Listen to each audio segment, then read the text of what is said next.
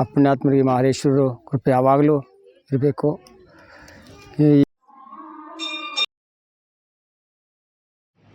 ನಮಸ್ಕಾರ ವೀಕ್ಷಕರೇ, ನೀವೇನಾದರೂ ಹುಲಿಯೂರಮ್ಮ ದೇವಿ ದೇವಸ್ಥಾನಕ್ಕೆ ಹೋದರೆ ಅನತಿ ದೂರದಲ್ಲೇ ಮತ್ತೊಂದು ದೇವಸ್ಥಾನ ಇದೆ. ಸೊ ಒಂದು ದೇವಸ್ಥಾನದ ಬಗ್ಗೆ ನಾನು ನಿಮಗೆ ಮಾಹಿತಿಯನ್ನು ಕೊಡ್ತೀನಿ. ಈ ಒಂದು ದೇವಸ್ಥಾನ ಇರೋದು ನಾನು ಹಿಂದೆ ಹೇಳಿದಂತೆ ಹುಲಿಯೂರಮ್ಮ ದೇವಸ್ಥಾನದ ಸಮೀಪದಲ್ಲೇ ಇರೋದು. ಸೊ ಇಲ್ಲಿ ಯಾವುದೇ ರೀತಿ ವಾಹನಗಳು ಹೋಗಲ್ಲ, ಕಾಲ್ನಡಿಗೆಯಲ್ಲೇ ಹೋಗ್ಬೇಕಾಗತ್ತೆ. ಇನ್ನು ಈ ಒಂದು ದೇವಸ್ಥಾನ ಇರೋದು ತೋಟ ಮತ್ತು ಗದ್ದೆಗಳ ಮಧ್ಯದಲ್ಲಿ ಈ ಒಂದು ದೇವಸ್ಥಾನವನ್ನು ನಿರ್ಮಾಣ ಮಾಡಿದ್ದಾರೆ. ಇನ್ನು ಈ ಒಂದು ದೇವಸ್ಥಾನ ನಿರ್ಮಾಣ ಮಾಡಬೇಕಾದ್ರೂ ಕೂಡ ಒಂದು ರೋಚಕವಾದಂಥ ಒಂದು ಕಥೆ ಇದೆ. ಇಲ್ಲಿನ ಏನು ಗುಡ್ಡಪ್ಪ ಇದ್ದಾರೆ ಅಂದರೆ ಮಹದೇಶ್ವರ ಸ್ವಾಮಿ ದೇವಸ್ಥಾನದ ಪೂಜೆಯನ್ನು ಮಾಡ್ತಕ್ಕಂಥ ಗುಡ್ಡಪ್ಪ ಏನಿದ್ದಾರೆ, ಸೊ ಅವರು ಹಿಂದೆ ಇದೇ ಒಂದು ಜಾಗದಲ್ಲಿ ಒಂದು ಚಿಕ್ಕ ದೇವಸ್ಥಾನವನ್ನು ಕಟ್ಕೊಂಡು ಪೂಜೆಯನ್ನು ಮಾಡ್ತಾ ಬರ್ತಾ ಇರ್ತಾರೆ. ಸೊ ಅದೇ ರೀತಿ ಅವ್ರಿಗೆ ಒಂದು ಕನಸಿನಲ್ಲಿ ಬಂದು ಮಹದೇಶ್ವರ ಸ್ವಾಮಿಯವರು ಒಂದು ದೇವಸ್ಥಾನವನ್ನು ಕಟ್ಟಲು ಅಪ್ಪಣೆಯನ್ನು ಕೊಡ್ತಾರೆ, ಅಂದರೆ ಆಜ್ಞಾಪನೆಯನ್ನು ಮಾಡ್ತಾರೆ. ಸೊ ಒಂದು ಅಪ್ಪಣೆಯನ್ನು ತೆಗೆದುಕೊಂಡು ಗುಡ್ಡಪ್ಪ ಅವರು ಏನಿದ್ದಾರೆ, ಸೊ ಇಲ್ಲಿ ಒಂದು ದೇವಸ್ಥಾನವನ್ನು ನಿರ್ಮಾಣ ಮಾಡಿ ಲೋಕಾರ್ಪಣೆಯನ್ನು ಮಾಡ್ತಾರೆ. ಅಂದರೆ ಮಹದೇಶ್ವರ ಸ್ವಾಮಿ ಭಕ್ತರು ಏನಿರ್ತಾರೆ, ಸೊ ಅವ್ರಿಗೆಲ್ಲರಿಗೂ ಕೂಡ ಅನುಕೂಲ ಆಗಲಿ ಅಂತಂದ್ಬಿಟ್ಟು ಈ ಒಂದು ಮಹದೇಶ್ವರ ಸ್ವಾಮಿ ದೇವಸ್ಥಾನವನ್ನು ಇಲ್ಲಿ ಕಟ್ಟಿದ್ದಾರೆ. ಸೊ ಹಾಗಾಗಿ ಈ ಒಂದು ದೇವಸ್ಥಾನದ ಬಗ್ಗೆ ಮಾಹಿತಿಯನ್ನು ನಾನು ನಿಮಗೆ ನೀಡ್ತಾ ಇದ್ದೀನಿ. ನಾನು ಹೋದಂಥ ಸಂದರ್ಭದಲ್ಲಿ ಕಳಶ ಪೂಜೆಯನ್ನು ಮಾಡ್ತಾಯಿದ್ರು. ಸೊ ಒಂದು ಸಮಯದಲ್ಲಿ ನಾನು ಹೋದಾಗ ಅನ್ನ ಸಂತರ್ಪಣೆಯನ್ನು ಕೂಡ ಭಕ್ತಾದಿಗಳಿಗೆ ಮಾಡ್ತಾಯಿದ್ರು. ಸೊ ಆ ಒಂದು ದೃಶ್ಯವನ್ನು ನಾನು ನಿಮಗೆ ಇಲ್ಲಿ ತೋರಿಸ್ತೀನಿ. ಇತ್ತೀಚೆಗೆ ಅಂದರೆ ಸಣ್ಣದಾದಂಥ ಗುಡಿಯಂತಿದ್ದ ದೇವಸ್ಥಾನವನ್ನು ತಕ್ಕ ಮಟ್ಟಿಗೆ ಜೀರ್ಣೋದ್ಧಾರ ಮಾಡಿದ್ದಾರೆ. ಅಂದರೆ ಸ್ವಂತ ಒಂದು ದುಡ್ಡಿನಿಂದ ಒಂದು ಜೀರ್ಣೋದ್ಧಾರ ಮಾಡಿದ್ದಾರೆ. ಸೊ ಈ ಒಂದು ದೇವಸ್ಥಾನ ನಾ ಹಿಂದೆ ಹೇಳಿದಂತೆ ಹಳೆ ಊರು, ಅಂದರೆ ಹುಲಿಯೂರು ದುರ್ಗದ ಹಳೆ ಊರು ಅಂತ ಏನಿದೆ, ಸೊ ಒಂದು ಹಳೆ ಊರಿನ ಒಂದು ಗದ್ದೆ ಮತ್ತು ತೋಟಗಳ ಮಧ್ಯದಲ್ಲಿ ಈ ಒಂದು ದೇವಸ್ಥಾನ ಇದೆ. ಸೊ ನೀವೇನಾದರೂ ಹುಲಿಯೂರು ದುರ್ಗಕ್ಕೆ ಹೋದರೆ ಅಲ್ಲಿಂದ ಒಂದು 3 ರಿಂದ 4 ಕಿಲೋಮೀಟರ್ ಅಂತರದಲ್ಲಿ ನೀವೊಂದು ದೇವಸ್ಥಾನವನ್ನು ತಲುಪಬಹುದು. ಇನ್ನು ನಾ ಹಿಂದೆ ಹೇಳಿದಂತೆ ಈ ಒಂದು ಸಂದರ್ಭದಲ್ಲಿ ಅನ್ನ ಸಂತರ್ಪಣೆಯನ್ನು ಮಾಡ್ತಾಯಿದ್ರು. ಹಾಗಾಗಿ ಬಗೆಯ ಒಂದು ತಿನಿಸುಗಳನ್ನು ಈ ಒಂದು ಜಾಗದಲ್ಲಿ ಮಾಡ್ತಾಯಿದ್ರು. ಬಂದಂಥ ಭಕ್ತಾದಿಗಳಿಗೆ ಸಿಹಿ ತಿನಿಸಾಗಿ ಲಡ್ಡುವನ್ನು ಕೊಡಲಿಕ್ಕೋಸ್ಕರ ಮಹದೇಶ್ವರ ಸ್ವಾಮಿ ಅಂತಂದರೆ ಲಡ್ಡು ಪ್ರಸಾದ ಎಲ್ಲ ಕಡೆ ಕೂಡ ಕೊಡ್ತಾರೆ. ಅದೇ ರೀತಿ ಇಲ್ಲಿಯೂ ಸಹ ಬಂದಂಥ ಭಕ್ತಾದಿಗಳಿಗೆ ಲಡ್ಡು ಪ್ರಸಾದವನ್ನು ಕೊಡ್ತಾಯಿದ್ರು. ಇನ್ನು ದೇವಸ್ಥಾನದ ಬಗ್ಗೆ ಮಾಹಿತಿಯನ್ನು ಇಲ್ಲಿನ ಗುಡ್ಡಪ್ಪ ಅವರ ಬಳಿ ನಾನು ನಿಮಗೆ ತಿಳಿಸ್ಕೊಡ್ತೀನಿ. ಅದಕ್ಕಿಂತ ಮುಂಚೆ ನೀವು ದೇವಸ್ಥಾನವನ್ನು ನೋಡ್ಬೋದು ವೀಕ್ಷಕರೇ. ಇತ್ತೀಚೆಗೆ ಜೀರ್ಣೋದ್ಧಾರ ಮಾಡಿ ಒಂದು ದೇವಸ್ಥಾನವನ್ನು ಕಟ್ಟಿದ್ದಾರೆ. ನಮಸ್ಕಾರ. ನಾವು ಮಲೆಮಹದೇಶ್ವರ ಸ್ವಾಮಿ ದೇವಸ್ಥಾನದ ಗುಡ್ಡಪ್ಪ 31 ವರ್ಷದಿಂದ ಈ ಸ್ವಾಮಿ ಸೇವೆ ಮಾಡ್ಕೊಂಡು ನಮ್ಮ ಅಣ್ಣ ತಮ್ಮಂದಿರ ಸಹಕಾರ ಮತ್ತು ಗ್ರಾಮಸ್ಥರ ಸಹಕಾರ, ಭಕ್ತಾದಿಗಳು ಹೆಚ್ಚಿನ ಸಹಕಾರ ಇಲ್ಲಿ ಮಹದೇಶ್ವರಿಗೆ ತುಂಬ ಅಭಿಮಾನ ಇಟ್ಕೊಂಡು ಅಷ್ಟು ಸಹಕಾರ ಮಾಡ್ತಾವ್ರೆ. ಆ ಪುಣ್ಯಾತ್ಮರಿಗೆ ಮಹದೇಶ್ವರರು ಕೃಪೆ ಯಾವಾಗಲೂ ಇರಬೇಕು. ಈ ಹಳೆಯೂರು ಗ್ರಾಮದಲ್ಲಿ ಸ್ವಾಮಿಯವರು ಈ ಥರ ದೇವಸ್ಥಾನ ಇಷ್ಟು ಮಾಡಿಸ್ಕೊಂಡವ್ರೆ. ಇನ್ನು ಮುಂದೆ ಒಂದು 16 ಕಂಸಾಲೆ, ಒಂದು ರಾಜಗೋಪುರ, ಒಂದು ಪೌಳಿ ಮಾಡಬೇಕು ಅನ್ನೋದು, ಅಭಿವೃದ್ಧಿ ಕಾರ್ಯಕ್ರಮ ನಡೀಬೇಕು ಅನ್ನೋದು ತುಂಬ ಮನಸ್ಸಲ್ಲಿ ತುಂಬಿಕೊಂಡಿದ್ದೀವಿ. ಅದನ್ನು ಸ್ವಾಮಿಯರು, ಭಕ್ತರು, ಗ್ರಾಮಸ್ಥರು, ನಮ್ಮ ಆಗಪ್ಪನ ಒಕ್ಕಲು ಅದೆಲ್ಲರೂ ಸಹಕಾರ ನಮಗೆ ಸಿಗಬೇಕು.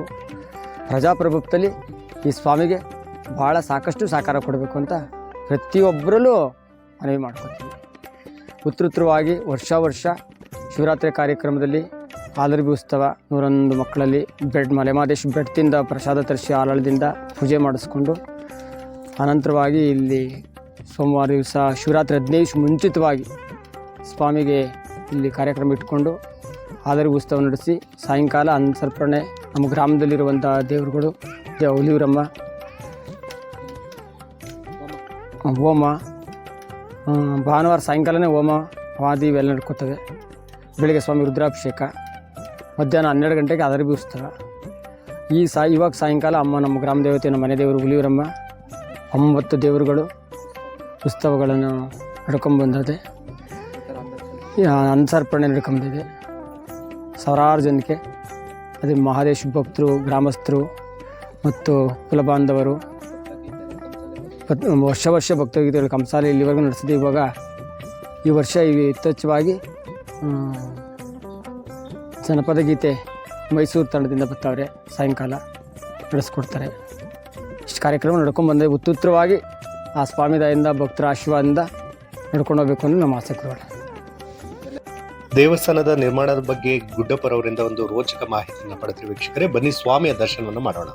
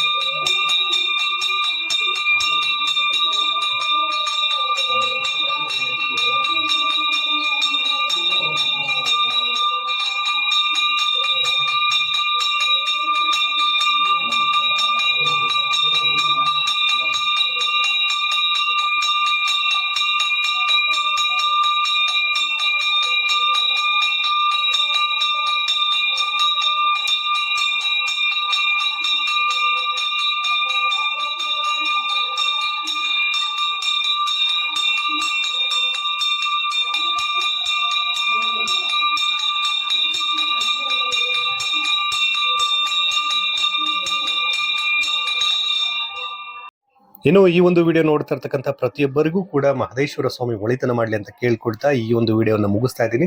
ಹಾಗೆ ವೀಕ್ಷಕರೇ, ನಿಮ್ಮ ಊರಿನಲ್ಲೂ ಸಹ ಇದೇ ರೀತಿ ಸಾಂಸ್ಕೃತಿಕವಾಗಿ ಧಾರ್ಮಿಕವಾಗಿ ಇರ್ತಕ್ಕಂಥ ಒಂದು ಜಾಗಗಳೇನಾದರೂ ಇದ್ರೆ ಖಂಡಿತ ನೀವು ನಮಗೆ ಕರೆಯನ್ನು ಮಾಡ್ಬೋದು. ನಾವು ನಿಮ್ಮ ಊರಿಗೆ ಬಂದು ಆ ಒಂದು ವಿಡಿಯೋನ ಶೂಟ್ ಮಾಡಿ ಪ್ರಸಾರವನ್ನು ಮಾಡ್ತೀವಿ. ಇದಕ್ಕೆ ನಾವು ಯಾವುದೇ ರೀತಿ ಹಣವನ್ನು ತೆಗೆದುಕೊಳ್ಳೋದಿಲ್ಲ ವೀಕ್ಷಕರೇ.